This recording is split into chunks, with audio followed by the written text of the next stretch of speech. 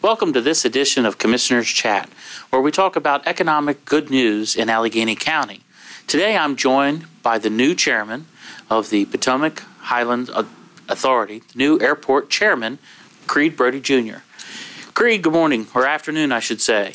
Oh, thank you, Commissioner. It's a privilege to be here with you this afternoon, and with me today I have Ryan Shaffer, the airport manager over with PHAA, and we have a couple little things we'd like to discuss with the public this evening. You know, that would be wonderful. The airport is definitely an important part of Allegheny County as well as Mineral County, and the two counties have done a very good job of managing this. And what good news or some issues you'd like to bring up, sir? Well, first I think we need to clarify some issues of just a few recent accusations that was made, and since public safety is a very big concern, our main concern over at the airport, we addressed said issues.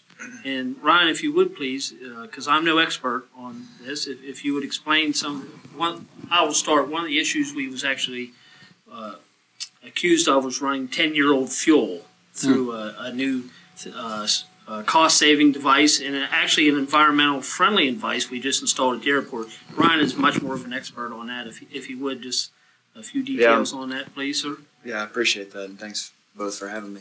I'm by no means an expert in the fuel department either, but I do. Obviously, I'm a pilot and also use the fuel that was in question. And when it was brought to light, we took the steps to verify that the fuel, in fact, was to specification as far as Jet A fuel is concerned. We also verified that by an independent testing facility and testing company that we had come in and test the fuel, and all passed. I have copies of that for verification. And you know, the biggest thing is to make sure that everyone's aware that the public and people who utilize our fuel and our services, that you know, we make sure that everything is being used properly and done in a fashion that is in the safety of the public, because that's first and foremost. I understand that you all had done this study even before this latest board meeting. Yes, when actually the new piece that was put in is actually called a sump saver, and correct me if I'm wrong, Ryan, about every airport in the country has one of these. Yes. It's where when you, for instance, will drain a fuel tank off on a plane to make sure there's no contaminants in it. It runs it back through this, recycles it several times, runs it through a whole array of filters, and then it's clean fuel and you put back in your tank. There was just some questions, but when we initially, as a board, decided to implement this, the board member that raised the question wasn't there, so the test had already been done previously and prior to this. So the accusation was actually made on a Thursday evening, or a Tuesday evening, I'm sorry.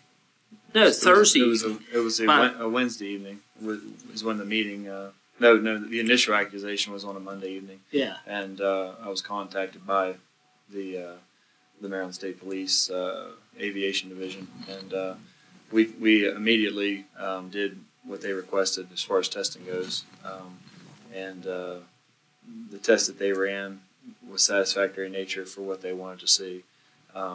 So we addressed it right away in the fashion they wanted us to. Then when there were other concerns and issues brought up later at the latest meeting, we did an independent test, an independent study from a company to verify once again, and a more in-depth study just to be sure of the safety of the fuel, to make sure that you know, what we were serving the public with and selling to the public was a safe fuel, and it all came back approved and you know, fine as far as all the tests passed. And like I said, I have documentation to show that, which once again just makes sure the people that are utilizing it in the public are safe. And you know, first and foremost, that's the issue, is the safety of the public. And you know, when we bought this sump saver or fuel reclaimer, obviously we did that for cost savings, because you can reclaim the fuel. It verifies that it's clean and then recycles it back into the system.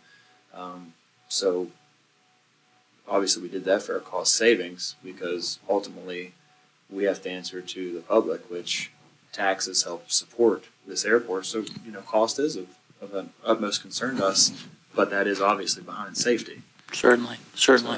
And I think it speaks volumes to the credit and the care that Ron takes in this.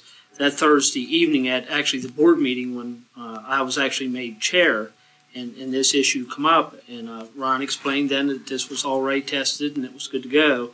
And as we thought about it that night, and as I thought about it, I called him at 6:30 the next morning to see what we should do next, and he was already on top of this. He had already had the next set of tests ready to go. Public safety is our main concern, so that's been addressed.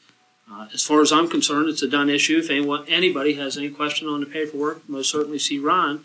I think it's time that we move forward in our next stage of airport operations. As you well know, Commissioner, and for the people that don't know, Potomac Highlands Airport Authority is a compact between the state of West Virginia, Mineral County, and Allegheny County, with Allegheny County actually being the property owner of 500 acres. We contribute $240,000 a year to the airport. State of West Virginia, $200,000, and Mineral County, $10,000. So it's a three-way compact. It is actually a successful compact, and we work very closely with Mineral County Commissioner Dr. Lecklider, which is also on the board, and we see great things in the future. I mean, Ryan's working right now with the FAA. We're getting ready. Hopefully, if budgetary restraints and the federal government straightens out, we should be doing a pretty good runway extension here in about 18 months. And Ron, yeah, you know what? It's a runway rehabilitation project that's been in the works for many years, and it's basically a rehab of the 2/3 of the runway is a complete rehab. Also, lighting associated with that, leveling out the runway because right now there's a somewhat of a grade on the runway, which isn't abnormal across the country, but we're trying to get it to certain standards that we'd like to be for the certain type of aircraft we'd like to be able to utilize there at the airport. As far as length, there won't be any gain in length, but utilization as far as stopping distances and things like that will increase when we get this runway taken care of for the rehab. And we did just do a crack repair project on the runway to fix some of the issues that we were having because the blacktop itself was almost 36 years old. So we fixed things for the time being to make sure it's able to be utilized and be safe until that happens.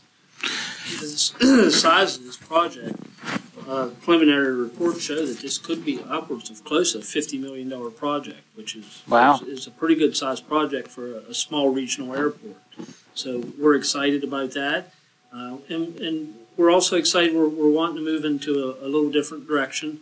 I mean, we're at this coming meeting, March 28th. We're going to have Economic Development Director Matt Diaz from Allegheny County, Executive Director of Allegheny County Chamber of Commerce, Stu Zapsky, and Executive Director of Mineral County Chamber of Commerce, Mona Ritter there.